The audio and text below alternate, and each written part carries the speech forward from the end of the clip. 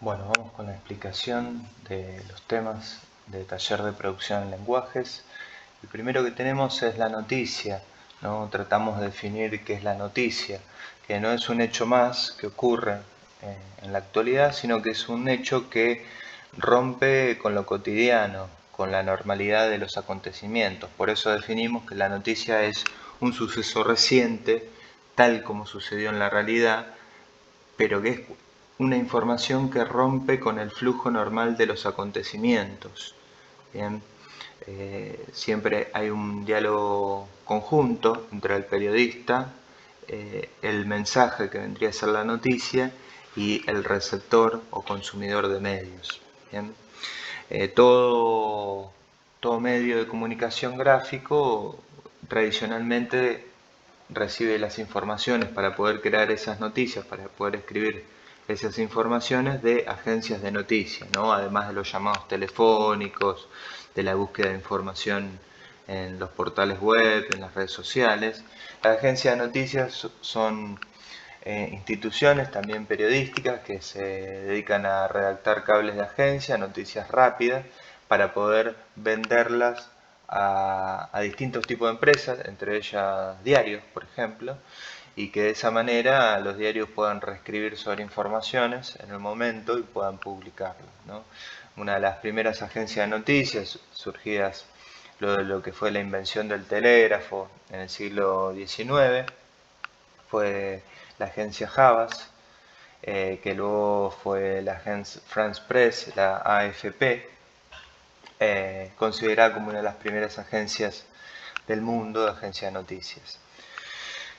Para decidir el periodista qué es noticia y qué no, se basa en determinados criterios de noticiabilidad, que son variados y que pueden diferir entre medios, ¿no? Pero en general hay determinados caracteres noticiosos que van a determinar qué es noticia y qué no. Por ejemplo, cuando un hecho es de actualidad, o sea, es muy reciente, cuando es próximo, ¿no?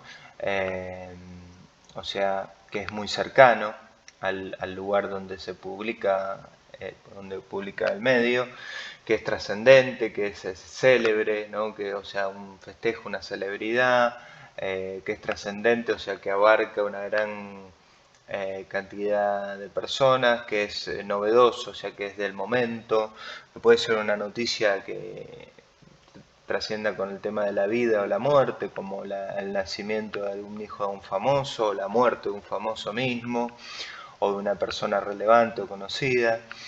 Una noticia de interés humano, como puede ser, no sé, una persona que devolvió un maletín que encontró con dinero, o un perro que salvó a un chico de ahogarse en la pileta, etcétera, ¿no? Ese tipo de noticias.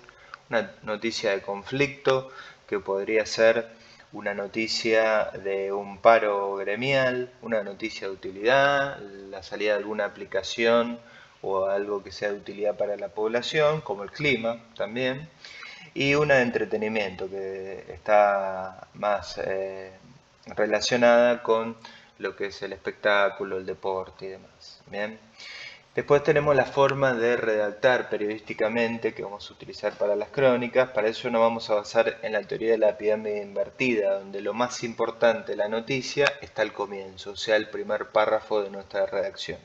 ¿Y qué es lo más importante? Las clásicas preguntas de opinión, conocidas como las 6W, porque la mayoría de esas preguntas en inglés empiezan con la letra W. Es ¿qué ocurrió? ¿Dónde? ¿Cuándo? ¿Cómo? ¿Y por qué?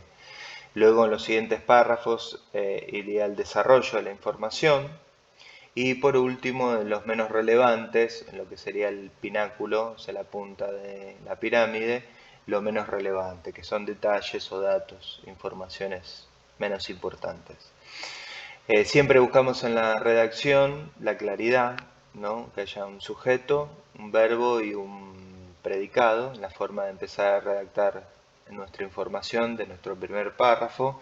Acá tenemos un ejemplo, un carnicero vendría a ser el sujeto, el verbo mató, ¿no? Y el predicado el resto de la oración. Siempre después del verbo ponemos el tiempo, así respondemos a la pregunta de cuándo ocurrió, o sea, mató ayer. Todos los diarios recuerden que escriben sobre lo que ocurrió el día anterior. De un disparo a su hija de 15 años, o sea, ahí fue como ocurrió el hecho, al confundirla con un ladrón cuando ella quiso asustarlo en el jardín de su casa en la localidad bonaerense de Temperley. Bien, un texto que ronda entre las 30 y las 40 palabras, no mucho más, evitando las comas, los puntos seguidos y respetando siempre esta estructura. Por eso acá vemos cómo están resueltas las preguntas de lo más importante, las preguntas de investigación, qué ocurrió, que un carnicero mató a su hija de 15 años, dónde ocurrió, en Temperley, cuándo, ayer, cómo, de un disparo, y por qué, por una confusión, y quién, obviamente, un carnicero.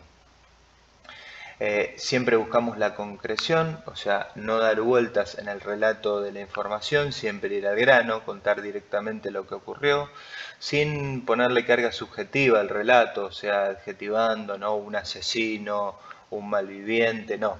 Describiendo la función y en todo caso el nombre, si es conocido, pero si no, la función, en este caso un carnicero, ¿no? Después buscamos la coherencia, ¿no?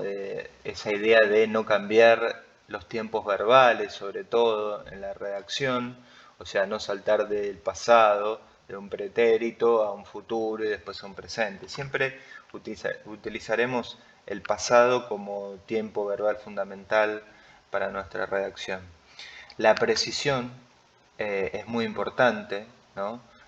Por ejemplo, si sabemos que 9 son los heridos, no decir, no poner casi una decena o poner una decena, ¿no? En cosas tan importantes como la vida o la muerte, hay que ser muy rigurosos y concretos y precisos, sobre todo, con la información. Y ser concisos, ¿no?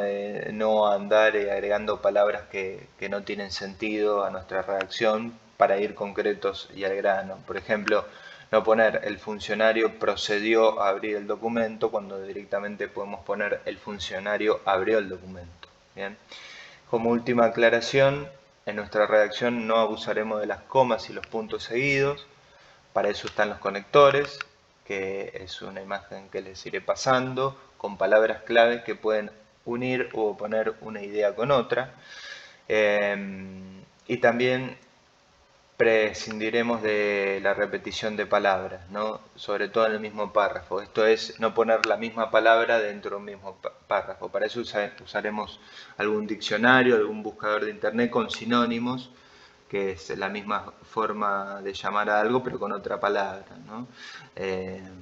Cuando, por ejemplo, no sé, hablamos de un famoso, ¿no? De un periodista, puede ser periodista, escritor y el nombre de la persona. Y tenemos 3 formas de poder llamarlo. Por ejemplo, no sé, Mauro Viale, ¿no? Un periodista que fue muy mencionado en estos tiempos. El periodista Mauro Viale, el conductor, ¿no? Viale, ¿no? Tenemos distintas formas de poder llamar a una misma persona. Bueno.